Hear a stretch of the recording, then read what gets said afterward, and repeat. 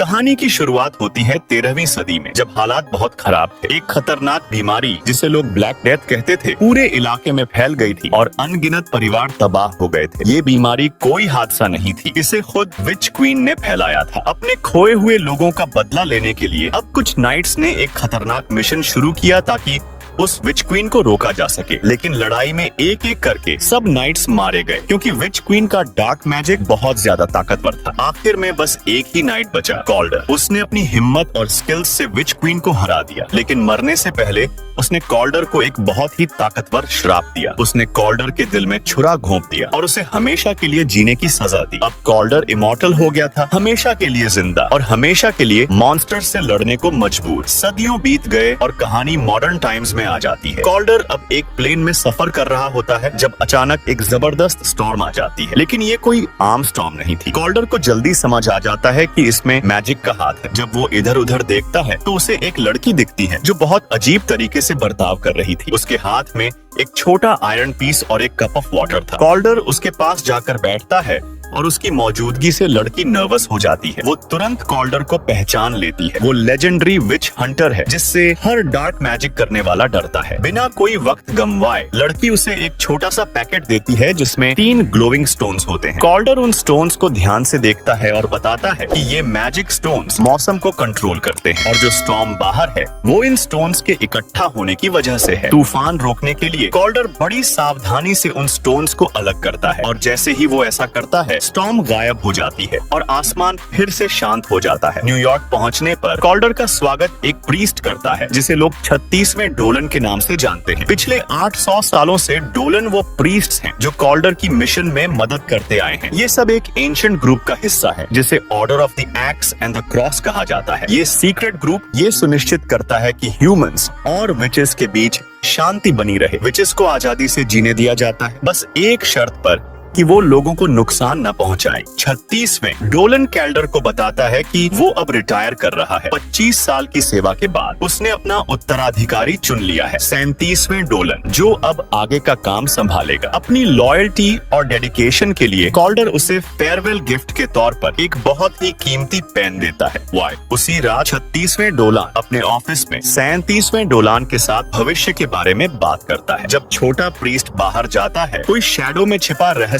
आदमी घर को देख रहा होता है। अगले दिन सुबह एक शॉकिंग खबर आती है। कॉल्डर का पुराना दोस्त 36 डोलन अपने घर में डेड पाया गया है। कॉल्डर फौरन उसका फ्यूनरल अटेंड करता है, अपने भरोसेमंद साथी की मौत पर शोक मनाते हुए। सेरेमोनी के दौरान 37वें डोलन आधिकारिक तौर पर ओथ लेता है और अब वो भी order of the x and the cross का हिस्सा बनता है। और फिर बिना समय गंवाए 37वें डोलान ने अपना पहला मिशन शुरू किया, पता लगाना कि 36वें डोलान की मौत के पीछे कौन था। कॉल्डर और 37वें डोलान साथ मिलकर 36वें डोलान के घर जाते हैं। वे उसका ऑफिस बहुत ध्यान से चेक करते हैं, लेकिन शुरुआत में कोई मैजिक का साइन नहीं मिलता। लेकिन जैसे ही वे वहाँ से जाने लगते हैं कॉल्डर को फर्श पर बिखरे हुए कई इंसेक्ट्स दिखते हैं। ये अजीब है क्योंकि सभी दरवाजे और खिड़कियाँ पूरी तरह बंद है। कॉल्डर को लगता है कुछ गड़बड़ है। जब वो और ध्यान से देखता है तो उसे वहाँ एंशिएंट ब्लैक मैजिक के ट्रेसेस मिलते हैं। उसे वहाँ एक रेयर प्लांट भी मिलता है जो उसने आखिरी बार सेंचुरीज पहले विच क्वीन के साथ लड़ाई में देखा था। कॉल्डर को धीरे धीरे ये एहसास होता है कि 36वें डोलन की मौत कोई हादसा नहीं थी, उसे मारा गया था और शायद टॉर्चर भी किया गया था किसी बड़ी जानकारी के लिए। कैल्डर को ये भी लगता है कि जिस रेयर पेन को उसने गिफ्ट किया था वो भी गायब है।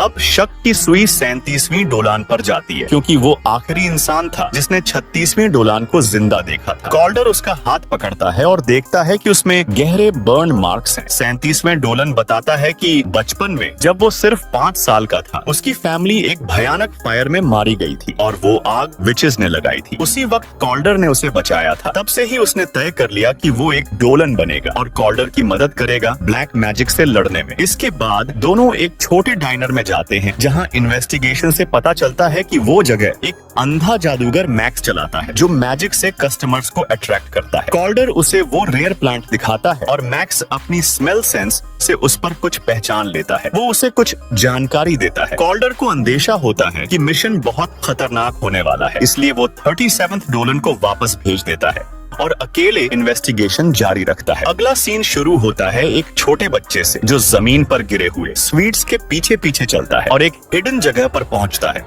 जहाँ पेड़ों पर स्वीट्स लगे होते हैं। लेकिन तभी कॉल्डर वहाँ आ जाता है और सच्चाई सामने लाता है। ये सब एक इल्यूजन था जो बच्चों को फंसाने के लिए बनाया गया था। फिर कॉल्डर एक पुरानी बिल्डिंग में जाता है जहाँ उसे एक छोटी लड़की डर के मारे कांपती हुई दिखती है। लेकिन जैसे ही वो उसे कंफर्ट करने के लिए पास जाता है, वो अचानक हमला कर देती है और एक बड़े आदमी एलिस में बदल जाती है। लड़ाई होती है और कॉल्डर उसे काबू में कर लेता है। वो उससे 36वें डोलन की मौत के बारे में पूछता है, पर एलिस मना करता है। लेकिन जब कॉल्डर को वहाँ वो रेयर पेन एक डस्टी शेल्फ पर मिल जाता है तो सच्चाई सामने आ जाती है। कॉल्डर फिर एलिस को काउंसिल ऑफ विचेस के सामने पेश करता है। काउंसिल बिना किसी इन्वेस्टिगेशन के उसे दोषी मान लेती है और तुरंत सजा सुना देती है। कॉल्डर को ये अजीब लगता है क्योंकि उसे लगता है कि एलिस अकेला नहीं था। काउंसिल का एक सदस्य ग्लेजर दावा करता है कि उसे टैरोट कार्ड्स में एलिस का फ्यूचर दिख गया था और वो अकेला ही दोषी है। कॉल्डर को अब भी शक है, खासकर क्योंकि उसे पता है कि एलिस के पास शेप शिफ्टिंग जैसी फॉरबिडन मैजिक की पावर है जो पिछले 800 सालों से किसी ने नहीं देखी। जब एलिस को विचेस प्रिजन में भेज दिया जाता है तो कॉल्डर कुछ बहुत ही डिस्टर्बिंग नोटिस करता है। ग्लेजर के कंधे पर वही इंसेक्ट रेंग रहा था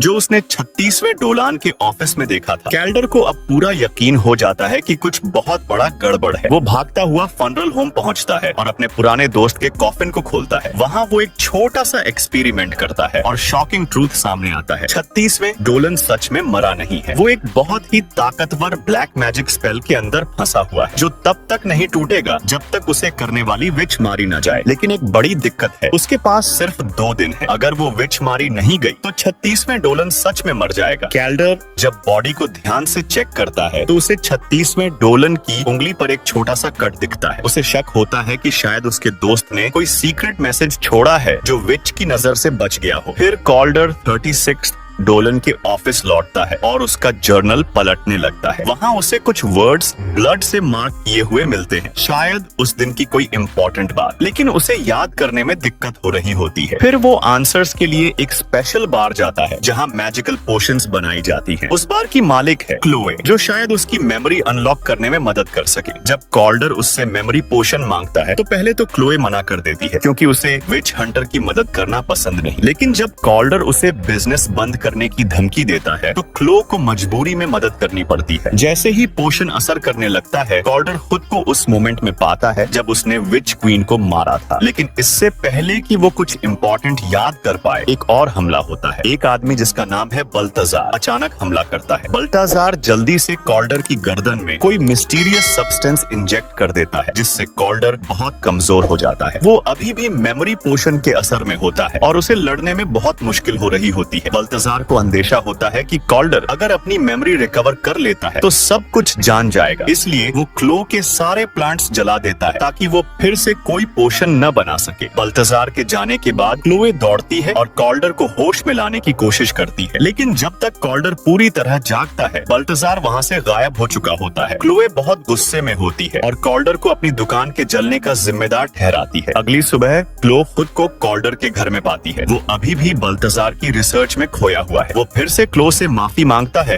और एक डील ऑफर करता है। अगर क्लोए उसकी मेमोरी वापस लाने में मदद करे तो वो उसे किसी भी खतरे से बचाएगा, नो मैटर व्हाट। थोड़ी झिझक के बाद क्लो मान जाती है। क्लो बताती है कि नया मेमोरी पोशन बनाने के लिए उसे एक रेयर प्लांट चाहिए जो सिर्फ कुछ ही लोगों के पास होता है। उनमें से एक उसकी साथी मिरांडा है। कॉल्डर और क्लो मिरांडा से मिलने जाते हैं, लेकिन जैसे ही वे वहाँ पहुँचते हैं, क्लो को अजीब वाइब्स आने लगती हैं। वहाँ कोई भी जरूरी प्लांट नहीं होता। जब वो घर के अंदर जाती है तो उसे मिरांडा की लाइफलेस बॉडी मिलती है। उसी वक्त उसका फोन बजता है। दूसरी तरफ बल्ताजार होता है जो बिना किसी इमोशन के मिरांडा की हत्या कबूल कर लेता है। क्लोई गम और गुस्से में कॉल्डर से कहती है कि वो बल्ताजार को ढूंढे और उसे उसकी करने की सजा दिलाए। फिर कॉल्डर और क्लोई एक विच से मिलते हैं, डैनी के। शुरुआत में सब ठीक लगता है। डैनी के वो रेयर प्लांट खुद ही उन्हें दे देती है, लेकिन क्लोई को जल्दी पता चल जाता है कि प्लांट में कुछ गड़बड़ है। इससे पहले कि वो कुछ कर सके, डैनी के एक इल्यूजन स्पेल डाल देती है और कॉल्डर को उसके पास्ट में पहुंचा देती है। एक ऐसा पल जहां उसकी पत्नी और बेटी अभी भी जिंदा होती है। कॉल्डर खुद को उनके साथ खुशी से रह रहे एक पीसफुल इल्यूजन में पाता है। क्लोई ये ट्रैप पहचान लेती है और अपनी मैजिक से कॉल्डर के माइंड में एंट्री करके उसे रियलिटी में वापस लाने की कोशिश करती है। उधर डैनी के आदमी कॉल्डर को पकड़कर कहीं ले जाने वाले होते हैं, कि उसी वक्त कॉल्डर होश में आ जाता है और उन्हें हरा देता है। उसे वहाँ सबूत मिलते हैं कि डैनी के शुरू से ही बल्थाजार के साथ मिली हुई थी। कॉल्डर उसे मजबूर करता है सच बताने के लिए। वो उसका प्रेशियस मैजिक स्टोन पकड़ लेता है और कहता है कि अगर उसने सब नहीं बताया तो वो इसे डिस्ट्रॉय कर देगा। डैनी के को मानना पड़ता है और वो सारी इंफॉर्मेशन दे देती है। कॉल्डर फिर वो मैजिक स्टोन क्लो को दे देता है जो उसे तोड़ देती है। जैसे ही स्टोन टूटता है डैनी के का सुंदर इल्यूजन रूप खत्म हो जाता है और उसकी असली शक्ल दिखती है, एक कमजोर, बूढ़ी और झुर्रियों वाली औरत। इस एनकाउंटर के बाद कॉल्डर को क्लो के बारे में कुछ चौंकाने वाला पता चलता है। वो एक ड्रीम वॉकर है। ये एक रेयर विच होती है जो लोगों के थॉट्स और ड्रीम्स में घुस सकती है। क्लो ने अपनी ये पावर हमेशा छिपाकर रखी थी क्योंकि ड्रीम वॉकिंग को एक खतरनाक ब्लैक मैजिक माना जाता है। लेकिन कॉल्डर उसे बताता है कि उसे अब कोई पोशन की जरूरत नहीं है, उसकी अपनी एबिलिटी ही उसकी मेमोरीज अनलॉक कर सकती है। कॉल्डर फिर क्लो से कहता है कि वो उसके माइंड में जाए और सच्चाई सामने लाए, लेकिन वो उसे आगाह करता है कि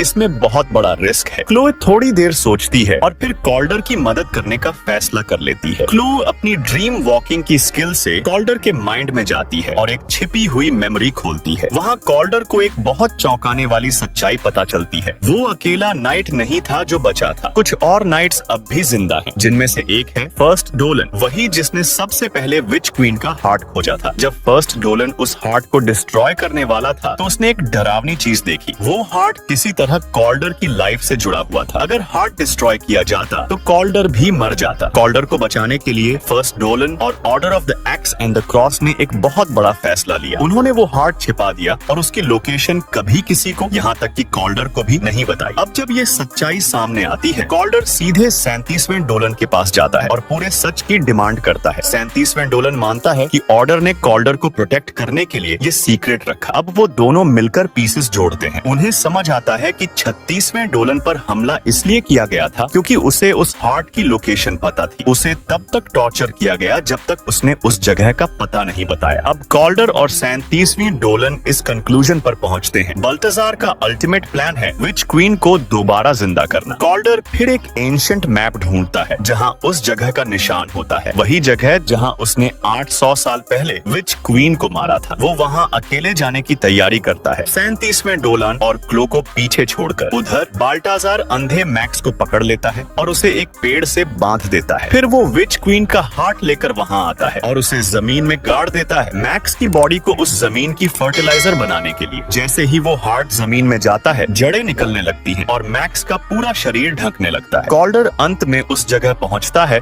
और बल्थाजार का सामना करता है। एक जबरदस्त फाइट होती है और कॉल्डर आखिरकार बल्थाजार को मार देता है, लेकिन बहुत देर हो चुकी होती है। बल्थाजार ने रिचुअल पूरा कर दिया होता है। विच क्वीन अब पूरी तरह रिवाइव हो चुकी होती है और वो कॉल्डर को छूते ही उसका इमोर्टैलिटी वापस चुरा लेती है। कॉल्डर उस पर वार करने ही वाला होता है कि वो शैडोज में गायब हो जाती है। अब कॉल्डर की हालत बहुत खराब होती है। वो गंभीर रूप से घायल होता है, लेकिन बल्थाजार के मरते ही 33वें डोलन की कर्स भी टूट जाती है और वो आजाद हो जाता है। अब दोनों बैठकर आगे की प्लानिंग करते हैं। उन्हें पता चलता है कि विच क्वीन एक नई प्लेग फैलाने की तैयारी में है। वो इम्प्रिजन्ड विचेस की एनर्जी से पुराने प्लेग इंसेक्ट्स को वापस लाने वाली है। अब कॉल्डर खुद को तैयार करता है। वो वही पुरानी तलवार उठाता है जिससे उसने पहले विच क्वीन को मारा था। साथ ही वो कुछ खास स्टोन भी साथ लेता है जो वेदर को कंट्रोल कर सकते हैं। क्लोई और 37वें डोलन की मदद से कॉल्डर विचेस प्रिजन की तरफ निकल पड़ता है जहां विच क्वीन अपना फाइनल प्लान एग्जीक्यूट करने जा रही होती है। जैसे ही वे वहां पहुंचते हैं,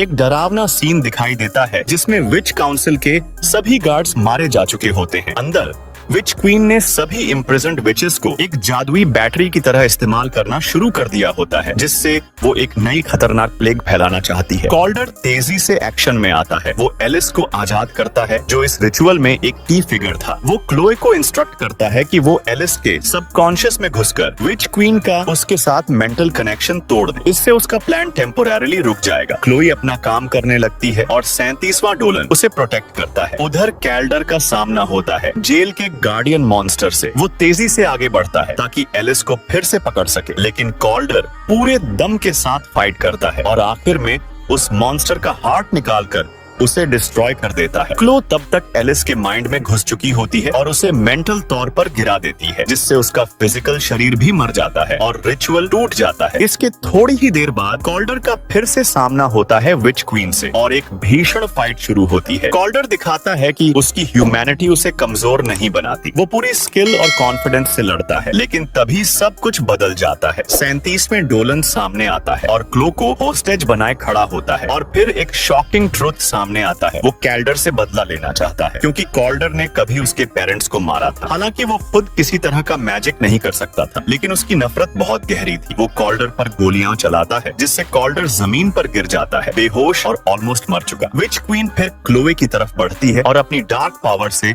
उसका माइंड बाकी विचेस से कनेक्ट कर देती है, जिससे वो फाइनल कर्स पूरा कर सके। उसी वक्त न्यूयॉर्क के ऊपर आसमान में एक भयानक काले रंग का प्लेग इंसेक्ट स्वॉर्म बनने लगता है। 37वें डोलन अब विच क्वीन के आगे झुक जाता है, उससे मैजिकल पावर्स मांगता है, लेकिन विच क्वीन उसे धोखा देती है और बिना कुछ कहे उसे मार डालती है। इधर कॉल्डर एक विजन देखता है। उसकी पत्नी और बेटी उसे उठने और लड़ने के लिए कहते हैं। वो फिर से जागता है पूरी ताकत के साथ। कॉल्डर अपनी वेदर स्टोन का इस्तेमाल करके एक जबरदस्त बिजली बुलाता है और उसकी एनर्जी को अपनी तलवार में जोड़ता है। फिर वो पूरी ताकत से तलवार विच क्वीन पर फेंकता है और जैसे ही वो उसे लगती है, विच क्वीन जलकर राख हो जाती है। कर्स की पूरी पावर अब वापस कॉल्डर के पास आ जाती है और जब वो खुद को भी खत्म करने वाला होता है, क्लोए उसे रोक देती है। वो उसे याद दिलाती है कि दुनिया में इससे भी बड़े खतरे हैं और उसकी लड़ाई अभी खत्म नहीं हुई है। कहानी का अंत कॉल्डर और 36th डोलन की एक हल्की फुल्की बातचीत से होता है। डोलन अब रिटायर नहीं होता, वो कॉल्डर के साथ रहने का फैसला करता है। क्लो भी उनके साथ रहने का वादा करती है। अब ये तीनों मिलकर एक नई टीम बनाते हैं जो अब order of the x and the cross के कंट्रोल में नहीं है और हर आने वाले खतरे से लड़ने के लिए तैयार है। तो कमेंट में बताना कहानी कैसी लगी। मिलते हैं अगली कहानी के साथ, तब तक के लिए सायोनारा।